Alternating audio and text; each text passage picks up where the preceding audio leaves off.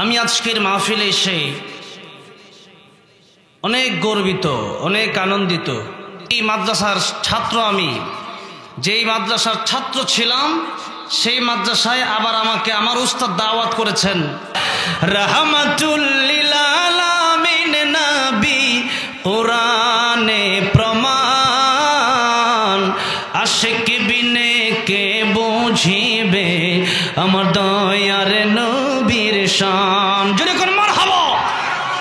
রাহমাতুল লিল, বলেন না, রাহমাতুল লিল আলামিন নবী, রাহমাতুল লিল নবী কোরআনে প্রমাণ, আশিক বিনে কে বুঝিবে আমার দয়ার নবীর শান, উম্মত বিনে কে বুঝিবে আমার দয়ার নবীর শান। নবী আমার মদিনারি বুলবুল,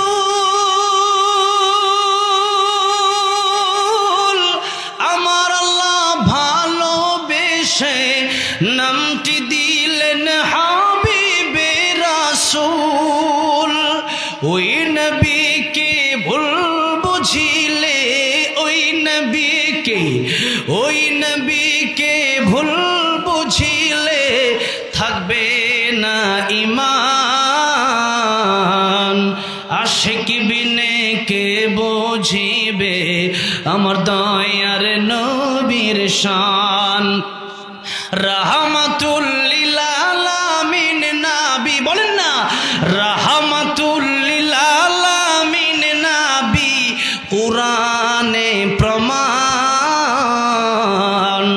উম্মত বিনে কে বুঝিবে আমার দয়ার নবীর শান, আশিক বিনে কে বুঝিবে আমার দয়ার নবীর। আমার ভাইরা, আমার মুরব্বী বাবাজিরা, অল্প সময়ের ভেতর আমি কথাগুলো শেষ করে দেব। শুধুমাত্র এতটুকু বোঝাতে চাই, নিজে জাহান্নাম থেকে বাঁচবেন কিভাবে, আর পরিবারকে জাহান্নামের আগুন থেকে বাঁচাবেন কিভাবে।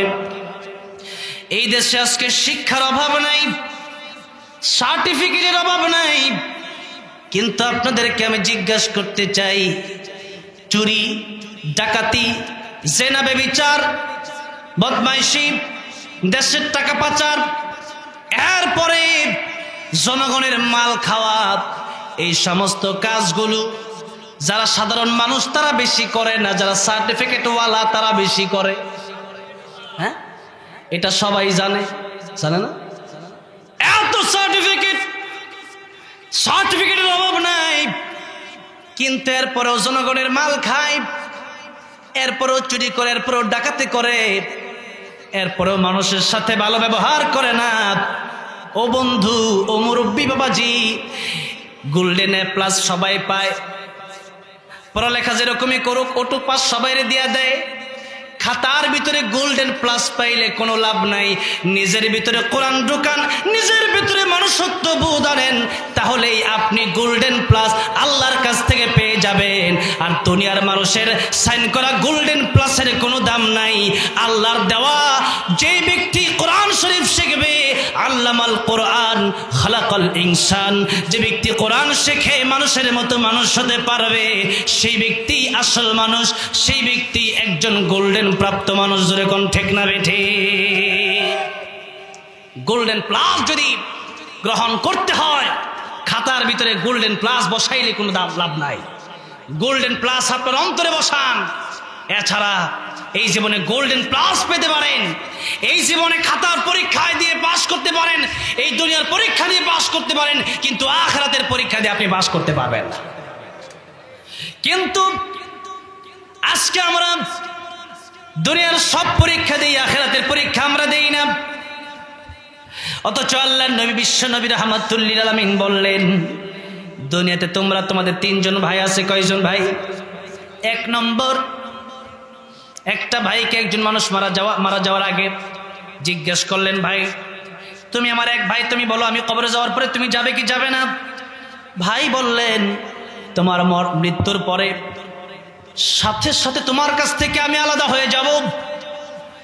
আরেক ভাইকে জিজ্ঞেস করলেন, ভাই আমার মৃত্যুর পরে তুমি কি আমার সাথে যাবে নাকি? ভাই বলল, তোমার কবরে নামায় দিয়ে আসবো।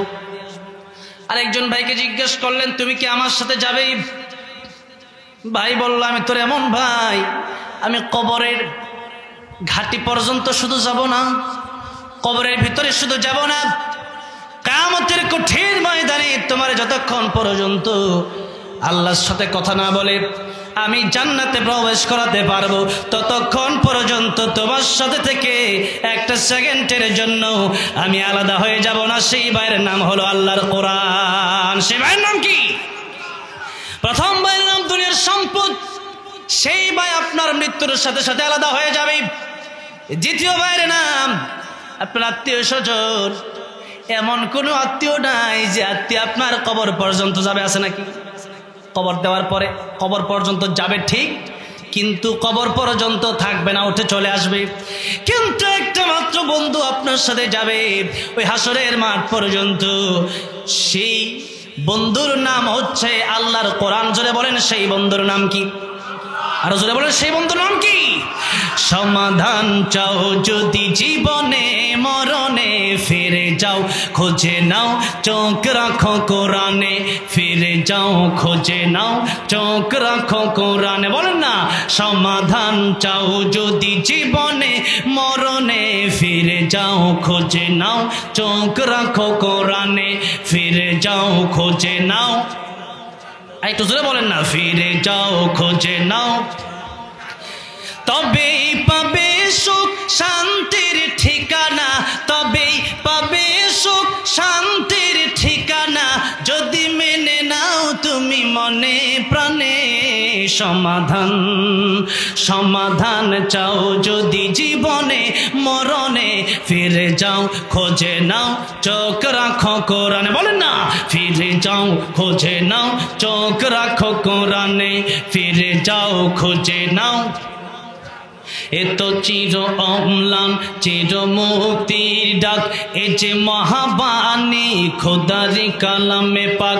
এ তো চির অম্লান চির মুক্তির ডাক, এ যে মহাবাণী খোদারি কালামে পাক। এই দুনিয়ায় আর সেই দুনিয়া, এই দুনিয়ায় আর সেই দুনিয়া, মুক্তি পাবে তুমি দোজাহানে। সমাধান সমাধান চাও যদি জীবনে মরণে, ফিরে যাও খোঁজে নাও চোখ রাখো কোরআনে, ফিরে যাও খোঁজে নাও চোখ রাখো কোরআনে। সমাধান চাও যদি জীবনে মরণে, ফিরে যাও খোঁজে নাও চোখ রাখো কোরআনে, ফিরে যাও খোঁজে নাও। আমি আজকের মাহফিলে এসে অনেক গর্বিত, অনেক আনন্দিত।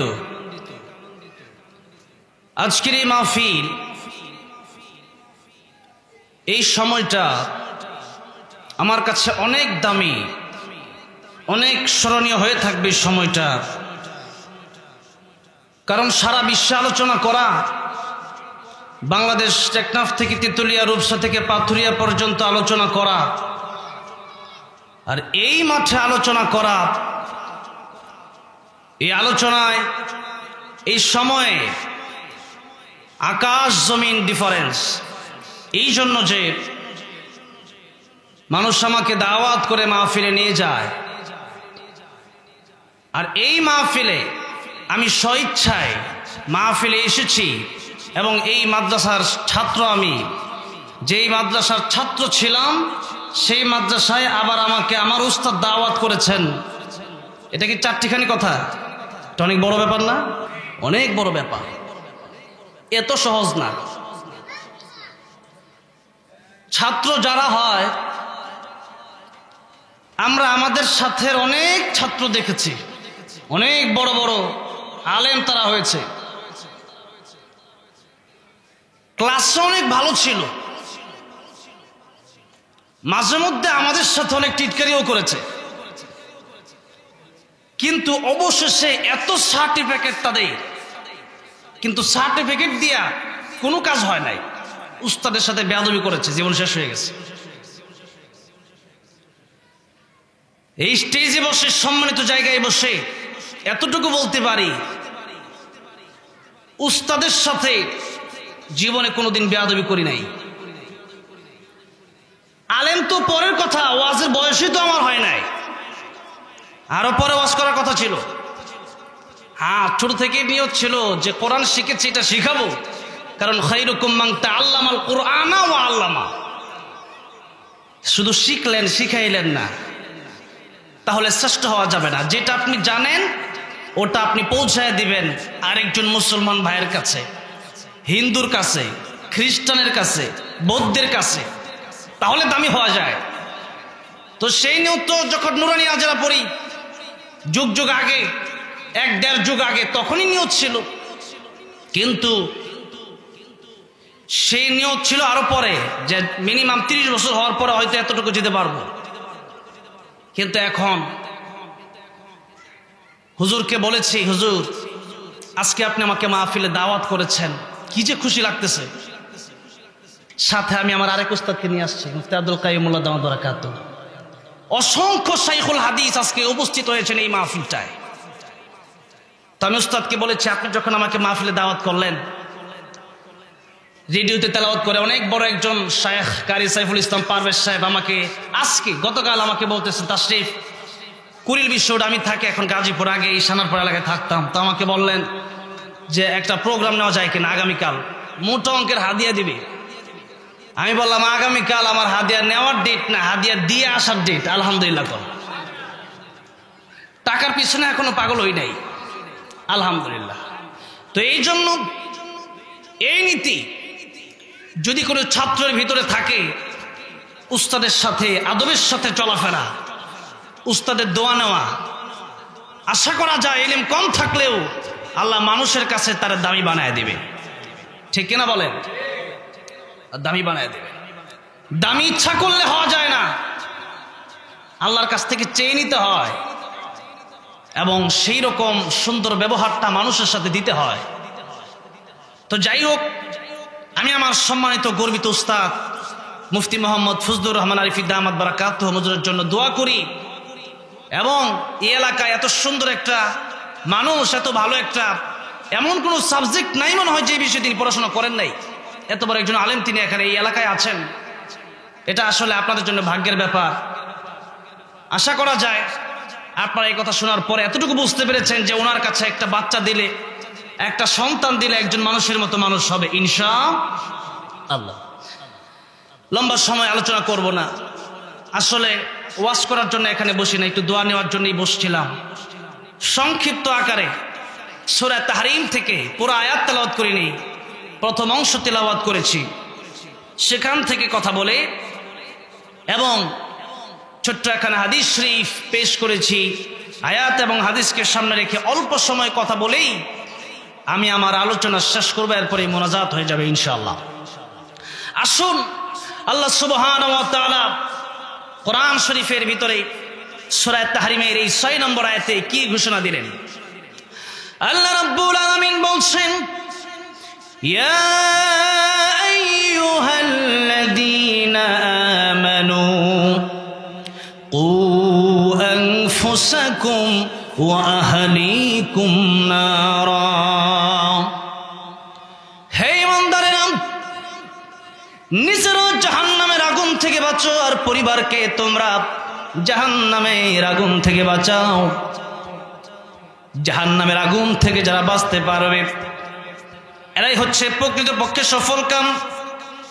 ফামান যুহজিহা আনিন নারি ওয়া উদখিলাল জান্নাতা ফাকাদ ফাজ ওয়া মাল হায়াতুদ দুনিয়া ইল্লা মাতাউল গুরুর।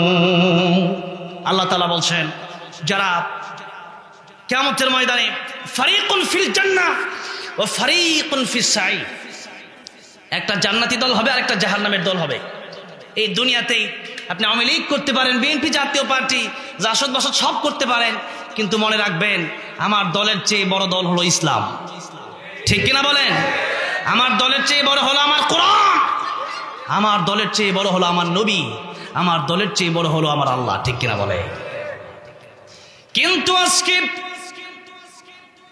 সেই দিক আমরা চিন্তা না করে শুধুমাত্র দুনিয়াতে চলার জন্য যা কিছু প্রয়োজন সব কিছুর দিকে দৌড় দিচ্ছি। কিন্তু আল্লাহ সুবহানাহু ওয়া তাআলা বলছেন, নিজেরা জাহান্নামের আগুন থেকে বাঁচো, পরিবারকে জাহান্নামের আগুন থেকে বাঁচাও। যদি তোমরা জাহান্নামের আগুন থেকে নিজেরা বাঁচতে পারো আর পরিবারকে জাহান্নামের আগুন থেকে বাঁচাতে পারো, ওয়া উদখিলাল জান্নাতা ফাকাদ ফাজ, জান্নাতের ভিতর যদি তোমরা প্রবেশ করতে পারো তাহলেই তোমরা সফল কাম হয়ে যাবে। কোথায় প্রবেশ করতে পারলে? জান্নাতে প্রবেশ করতে পারলে। আজকে আমরা জান্নাত তালাশ করার জন্য পীরের দরবারে যাই, জান্নাত তালাশ করার জন্য নানান রকম জায়গায় যাই, নানান রকম মাজারে যাই, কিন্তু না, জান্নাত যদি আপনি তালাশ করতে চান দুই জায়গা তালাশ করবেন। নবীজি বলে গেছেন, তারাকতু ফীকুম আমরাইন লান তাদিল্লু মা তামাসসাকতুম বিহিমা কিতাবাল্লাহি ওয়া সুন্নাত রাসূলিহি। একটা হলো আল্লাহর কোরআন, আরেকটা হলো রাসূল সাল্লাল্লাহু আলাইহি সাল্লামের সুন্নাত। কিন্তু আজকে বাংলাদেশে মানুষ ভালো হওয়ার জন্য এরকম মাহফিল অনেকেই করে। আজকে মাহফিল কম হয় না, বাংলাদেশের ঘরে ঘরে মাদ্রাসা হয়ে গেছে। কিন্তু দুঃখজনক হলেও সত্য কথা, অসংখ্য মাদ্রাসার মুহতামিমের কোরআন তেলাওয়াত আমি শুনেছি, ও শুদ্ধ কোরআন তেলাওয়াত শুদ্ধ করে করতে পারে নাই। অসংখ্য পীরের কোরআন তেলাওয়াত শুনেছি, পীর কোরআন শরীফ তেলাওয়াত শুদ্ধ করে পড়তে পারে না।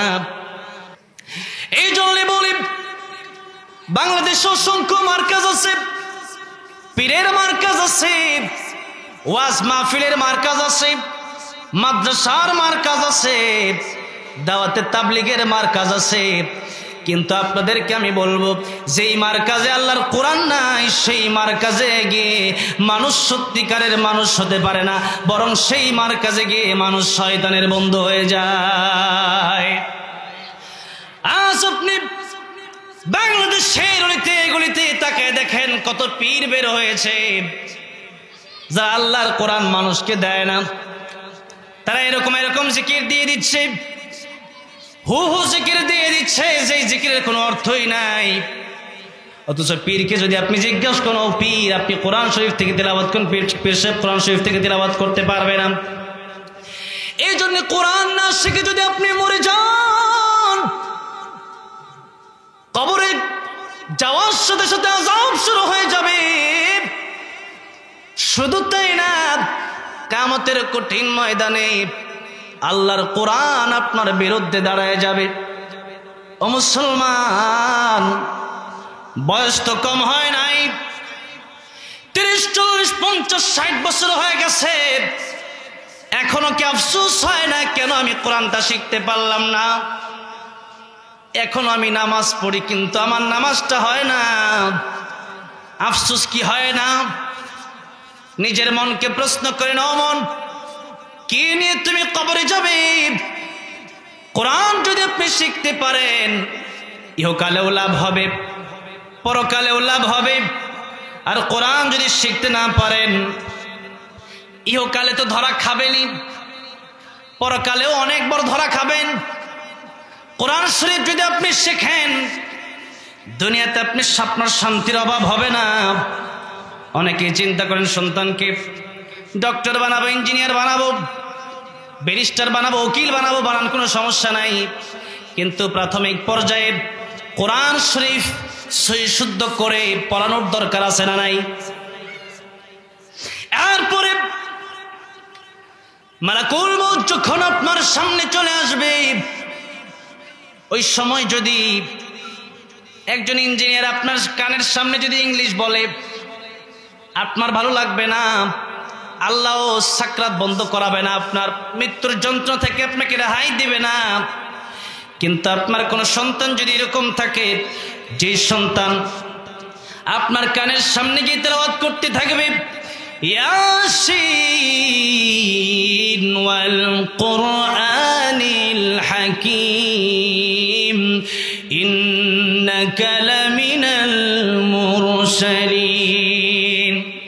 আল্লাহ তখন ফেরেশতাকে ডাক দিয়ে বলে, ফেরেশতারে, তার সন্তান, তার নাতি তার কানের সামনে এসে সূরা ইয়াসিন তেলাওয়াত করতেছে, সুতরাং তার আর কষ্ট দিও না, এই মুহূর্তে তার মৃত্যুর যন্ত্রণা আমি আল্লাহ রাব্বুল আলামিন ক্ষমা করে দিলাম। এই জন্য এই জীবন নয়, আরো জীবন আছে, এই জীবন নিয়ে যাবে সেই জীবনের কাছে। এই জন্য মুসলমান হয়েছে, কোরআন যদি শিখতে না পারি মরার পরে আফসোস করব। আর যাদের ভিতরে কোরআন নাই তাদের এই জীবনে কোনো শান্তি নাই।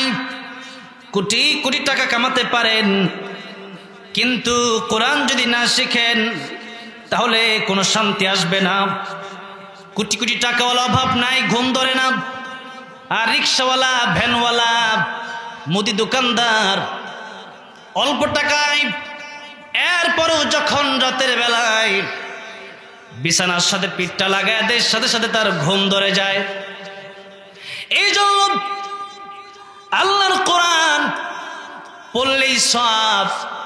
পৃথিবীতে এমন কোন গ্রন্থ নাই যে গ্রন্থ পড়বেন আর সওয়াব হবে, কিন্তু আল্লাহর কোরআন এক একটা অক্ষর পড়বেন আল্লাহ 10টা করে নেকি দিয়ে দিবেন। পড়েন সুবহানাল্লাহ। শুধু পড়লেই সব হয় না, দেখলেই সব। 3 জায়গায় তাকালেই সব। পিতামাতার দিকে নেক নজরে তাকালেই কবুল হজের সওয়াব হয়ে যায়। বলেন সুবহানাল্লাহ। একটি হজের সওয়াব মিলে, কবুল হজের সওয়াব মিলে, মাকে একবার দেখিলে মা কেন এত দামি জানে না সকলে, মা কেন এত দামি জানে না সকলে। এই জন্য মায়ের দিকে তাকান, বাবার দিকে তাকান, কবুল হজের সওয়াব হয়ে যাবে। কোরআন শরীফের দিকে তাকান, কবুল হজের সওয়াব হয়ে যাবে। আর একটা হলো কাবা শরীফ, বাইতুল্লাহর দিকে যখন তাকাবেন তাকালেই সওয়াব হয়ে যাবে।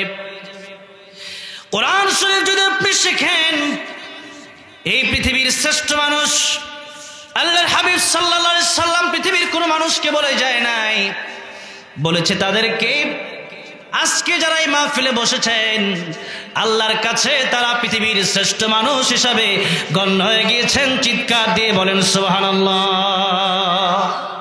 এখানে আমি কোরআনের আলোচনা করতেছি, আপনারা কোরআনের আলোচনা শুনতেছেন, এই জন্য এই মুহূর্তে পৃথিবীর শ্রেষ্ঠ মানুষ আমরাই। এরপরে কোরআন শরীফ যারা শিখবে, সবচেয়ে ইম্পর্টেন্ট, সবচেয়ে গুরুত্বপূর্ণ তথ্য আপনাদেরকে বলি। কিয়ামতের কঠিন ময়দানে কোরআন শরীফ আল্লাহর কাছে যেভাবে যারা করবে, কোন নবী রাসূল এভাবে আল্লাহর সাথে যারা করতে পারবে না, কারণ সমস্ত নবী রাসূলগণ মাখলুক আর কোরআন হচ্ছে গায়রে মাখলুক। কোরআন সরাসরি আল্লাহর কালাম, আল্লাহর বাণী। কিয়ামতের কঠিন ময়দানে আল্লাহ রাব্বুল আলামিন ডাক দিবেন, লৌহে মাহফুজ, ও লৌহে মাহফুজ, তোমার কাছে আমি কোরআন রেখেছিলাম, সে আমানত আমার বুঝিয়ে দাও। লৌহে মাহফুজ বলবে, আল্লাহ তাআলা কোরআন শরীফ আমার কাছ থেকে জিবরাইল আলাইহিস সালাম নিয়ে গেছেন। আল্লাহ রাব্বুল আলামিন বলবেন, জিবরাইল তুমি কোরআন শরীফ আমার বুঝিয়ে দাও। জিবরাইল আলাইহিস সালাম বলবেন, আল্লাহ তাআলা রাহমাতুল লিল আলামিন নবীর সিনায় আমি কোরআন দিয়ে এসেছিলাম। আল্লাহ বলবেন, প্রাণের হাবিব, ও বন্ধু, কোরআন শরীফ আপনি আমারে বুঝায় দেন। আল্লাহর নবী বলবেন, আল্লাহ তাআলা আমি তো বলে এসেছিলাম, তারাকতু ফীকুম আমরাইন লান তাদিল্লু মা তামাসসাকতুম বিহিমা কিতাবাল্লাহি ওয়া সুন্নাত রাসূলি। 100 লক্ষ সাহাবায়ে কেরামদের সামনে আমি ঘোষণা দিয়ে এসেছিলাম, তাদের কাছে আল্লাহর কোরআন, আপনার কোরআন আমি দায়িত্ব তাদের কাছে দিয়ে এসেছিলাম। আল্লাহ জিজ্ঞেস করবে, ও সাহাবায়ে কেরাম, ও আমার নবীর উম্মতেরা, তোমরা আজকে সেই কোরআনের আমানত আমারে বুঝায় দাও। কোরআন শরীফের আমানত সবাই ঠিকমতো রক্ষা করতে পারে নাই। মানুষেরা জবাব দিতে পারবে না। আমার নবীজি আল্লাহর কাছে বলবেন, আল্লাহ তাআলা আমার একটু সময় আপনি দেন, আমি একটু আদম আলাইহিস সালামের কাছ থেকে আদম আলাইহিস সালামের সাথে একটু পরামর্শ করব। আদম আলাইহিস সালামকে বলবে, আপনি সবার বাবা,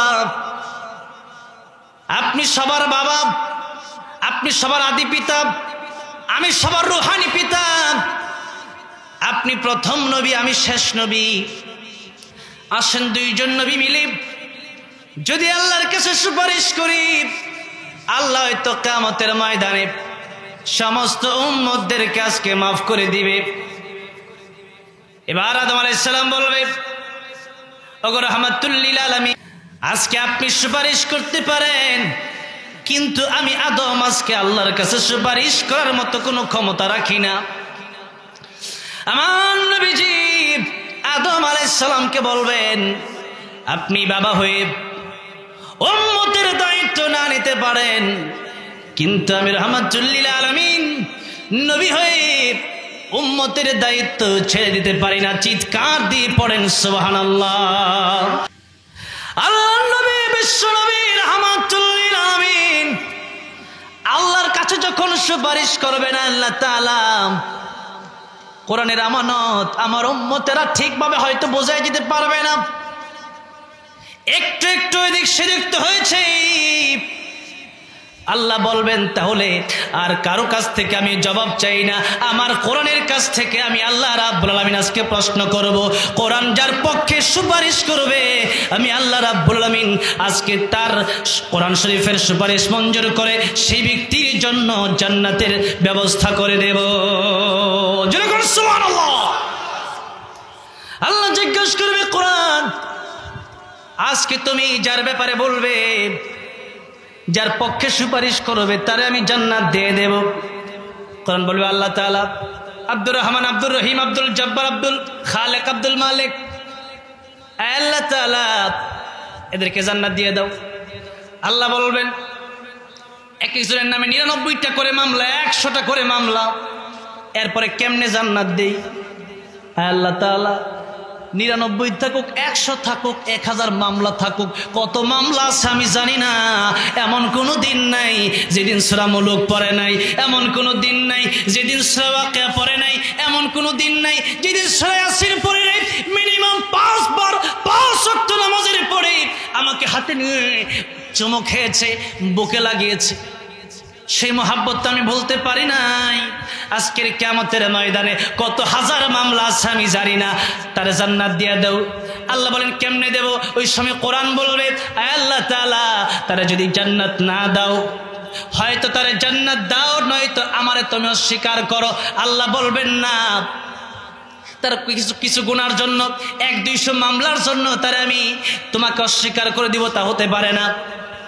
ও কোরআন, তোমার কথা, তোমার সুপারিশ আমি আল্লাহ মঞ্জুর করে নিলাম। দুনিয়াতে একটু হলেও যারা তোমারে ভালোবেসেছে, আমি আল্লাহ তাদেরকে ভালোবেসে এই দুনিয়ার চাইতে 10 গুণ বড় একটা জান্নাতের মেহমান তাদেরকে বানিয়ে দিলাম। এই জন্য কোরআনকে ভালোবাসেন, কোরআনের সাথে সম্পর্ক করেন। কোন আলিমান ও মুতাআল্লিমান ও মুহিব্বান ও মুঈনান লা তাকুন খামিসান ফাতাহলিক। আলেম হয়ে যান, বয়স হয়ে গেছে, আলেম হতে পারেন নাই, নিজের সন্তানটাকে কোরআন শিখান, হাফেজ বানান, আলেম বানান। জানাজার সময় যখন চলে আসবে, হারে হারে টের পাবেন কত সন্তান ছিল, 5টা সন্তান ছিল, একটা সন্তানকে যদি হাফেজ কোন আলেমে দিন বানাতে পারতাম, সেদিন আফসোস করবেন। কিন্তু সেদিন আফসোস করলে লাভ হবে না। আপনার সন্তান যখন আপনার জানাজায় দাঁড়ায় যাবে, আল্লাহু আকবার বলে যখন হাতটা বাঁধবে, চোখ দিয়েও ঝুর ধারায় পানি পড়বে,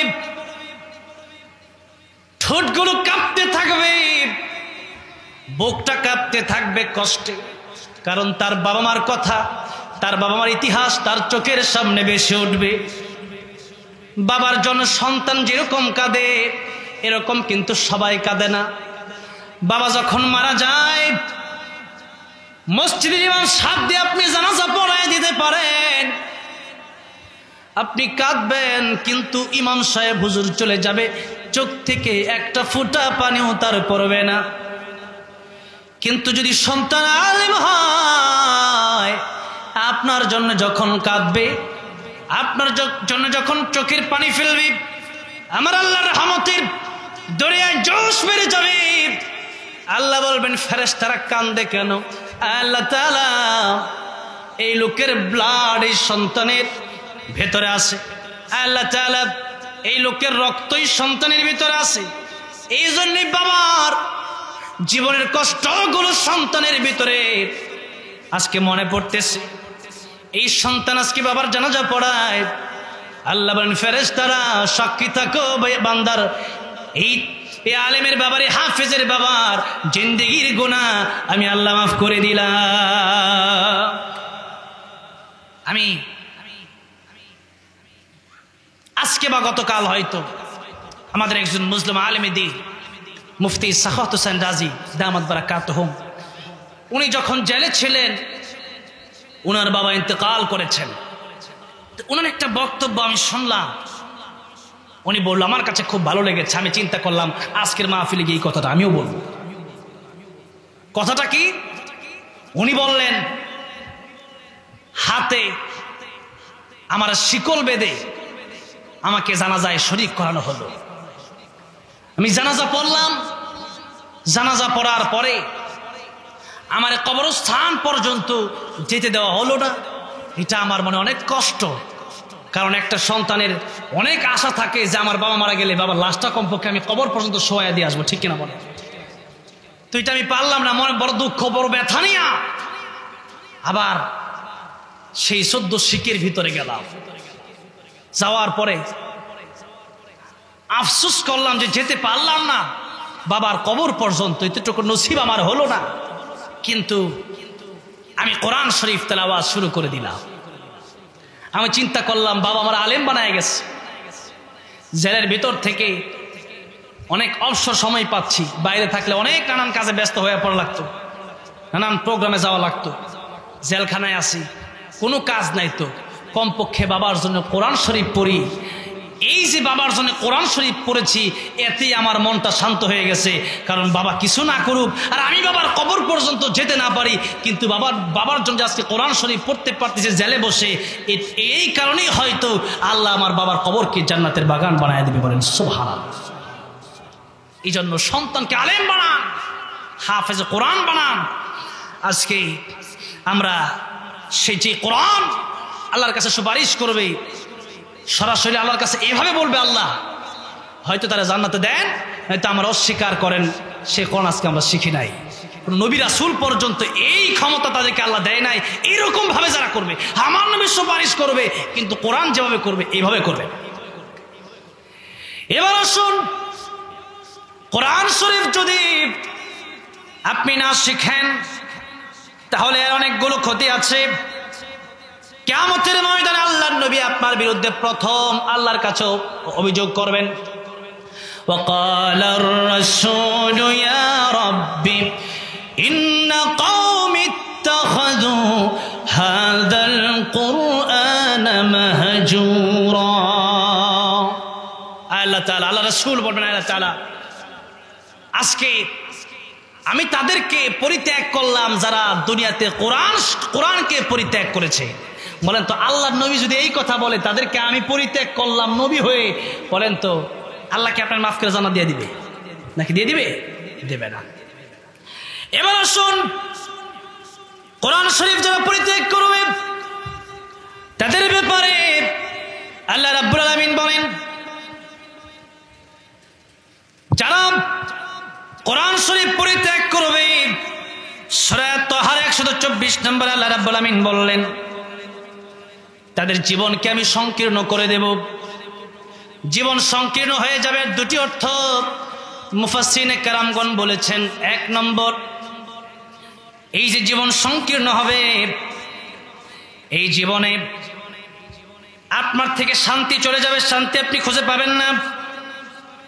2 নম্বরে, কবরে যাওয়ার পরে সে কবরটা সংকীর্ণ হয়ে যাবে।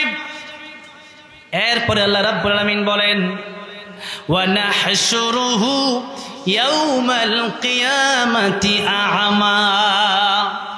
যারা কোরআন শরীফ পরিত্যাগ করবে, কোরআনের সাথে যাদের সম্পর্ক থাকবে না, এরা কিয়ামতের ময়দানে চক্ষুহীন অবস্থায় উঠবে। তাদের চক্ষু আমি আল্লাহ দেব না, অন্ধ হয়ে কিয়ামতের ময়দানে তারা উঠবে।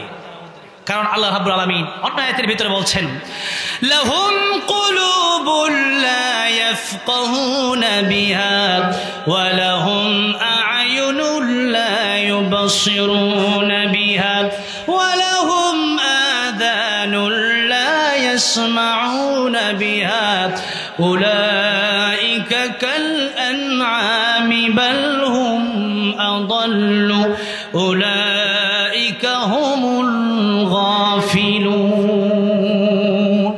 আল্লাহ বললেন, যারা কলব আছে, কলব দিয়া কোরআন বুঝলো না, যাদের চোখ আছে এই চোখ দিয়া কোরআন দেখলো না, যাদের কান আছে কান দিয়া কোরআন শুনলো না, এরা কুকুরের চাইতেও নিকৃষ্ট, তারা চতুষ্পদ জানোয়ারের চাইতেও নিকৃষ্ট।